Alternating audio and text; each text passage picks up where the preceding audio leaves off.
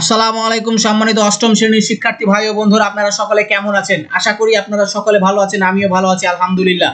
তো আমি আজকে আপনাদের জন্য নিয়ে চলে এসেছি আপনাদের অষ্টম শ্রেণীর বিষয় বিজ্ঞান চতুর্থ সপ্তাহের অ্যাসাইনমেন্টের সম্পূর্ণ উত্তর নিয়ে। আপনারা হয়তো এখানে দেখতে পাচ্ছেন এই যে একটি ছক দেওয়া আছে উদ্দীপকের, ছকটা অবশ্যই দেখতে পাচ্ছেন আপনারা। মৌল, পারমাণবিক সংখ্যা এবং ভর সংখ্যা। তো আমরা এই ছক নিয়ে বেশি কথা না বলে আমরা সরাসরি উত্তর নিয়ে কথা বলি। ওকে, ভিডিওটি অনেক বড় হয়ে যাবে তাই। এখানে ক নাম্বার প্রশ্নটা হচ্ছে আইসোটপ কাকে বলে। তো চলেন আমরা সরাসরি উত্তরে চলে যাই।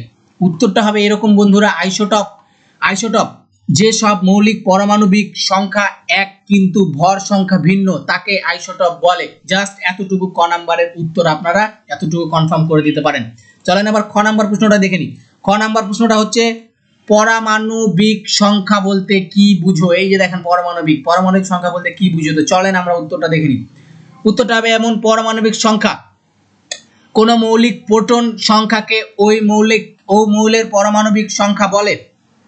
পর্যায় সরণিতে প্রত্যেক মৌলিক পারমাণবিক সংখ্যা অনুযায়ী একের পর এক সাজানো হয়েছে, যেমন H2HE3 Li প্রভৃতি। এখানে 1 2 3 পারমাণবিক সংখ্যাকে নির্দেশ করে। এই যে দেখেন এখানে আমি একটা ভর সংখ্যা, পারমাণবিক সংখ্যা, পরমাণু প্রকৃতি, পারমাণবিক সংখ্যা আমি দিয়ে দিয়েছি এখানে, আপনারা এটা দেখে নিতে পারেন। ওকে, তো চলেন তারপরের প্রশ্নটি যাওয়া যাক।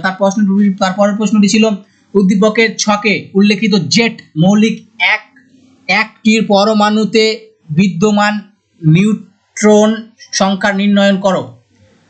এই দেখেন উদ্দীপকে উল্লেখিত, এইটা আপনি প্রশ্নটা দেখে নিলেন। তারপরে যে নিউটন সংখ্যা, কোন মৌলের ভর সংখ্যা থেকে প্রোটন সংখ্যা বিয়োগ করলে উক্ত মৌলের নিউট্রন সংখ্যা পাওয়া যায়। নিউটন সংখ্যা সমান সমান ভর সংখ্যা মাইনাস প্রোটন সংখ্যা। ওকে, এখানে জেড কার্বনকে সি নির্দেশ করে, যার পারমাণবিক সংখ্যা 6, ভর সংখ্যা 14, নিউট্রন সংখ্যা সমান সমান 14 মাইনাস 6। আপনার 14 মাইনাস 6 করলে কত আসে? 8। এটা আপনারা সবাই জানেন।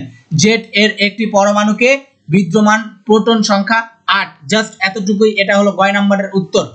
সরি, চলেন ঘ নাম্বারের উত্তরটা দেখে নেওয়া যাক। ঘ নাম্বার প্রশ্নটা ছিল উদ্দীপকের ছকে উল্লেখিত এক্স ও ওয়াই মৌল দুটির পরমাণু সমূহের মধ্যে যৌগ গঠন সম্ভব যুক্তিসহ বিশ্লেষণ করো।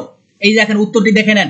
এখানে ক্লোরিনকে নির্দেশন করে আর সোডিয়ামকে নির্দেশ করে। ক্লোরিন অধাতু এবং সোডিয়াম ধাতু। ঠিক আছে, এটা মাথায় রাখবেন। ক্লোরিন অধাতু এবং সোডিয়াম ধাতু, এটা আপনি স্পষ্টভাবে লিখে দিবেন। আমরা জানি ধাতু ও অধাতু সংযুক্ত হলে আয়োডিন বন্ধন গঠন হয়। ওকে, এখানে ক্লোরিনের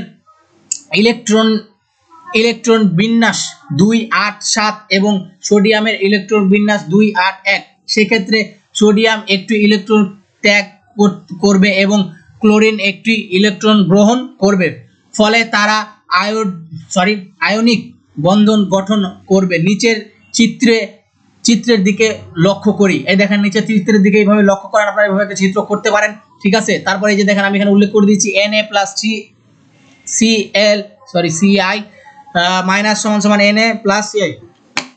তারপরে দেখলেন এটা প্লাস মাইনাস করার পর সমান সমান যেটা আসছে এখানে আপনি লিখে দিবেন এরা বিক্রিয়ার মাধ্যমে লবণ উৎপন্ন করে, সুতরাং বলা যায় এদের মধ্যে যৌগ গঠন সম্ভব। ওকে, তো এই ছিল আপনাদের আজকের প্রশ্নের সম্পূর্ণ উত্তর, মানে আপনাদের বিজ্ঞানের সম্পূর্ণ উত্তর ছিল এই। আর আপনারা যদি আমার এই ভিডিওটি স্পষ্ট না বুঝতে পারেন তো আমার এই ভিডিও ডিসক্রিপশন বক্সে আমি একটা লিঙ্ক দিয়ে দেবো, সেই লিঙ্ক থেকে পিডিএফ ফাইল আপনারা ডাউনলোড করে নিতে পারেন। ওকে, এই ভিডিওটি যদি আপনাদের সত্যি ভালো লেগে থাকে তো আপনি প্লিজ আমার চ্যানেলটি সাবস্ক্রাইব করে আমার পাশে থাকবেন। তো ভালো থাকেন, সুস্থ থাকেন, আল্লাহ হাফেজ। দেখা হবে আবার পরবর্তী কোনো ভিডিওতে।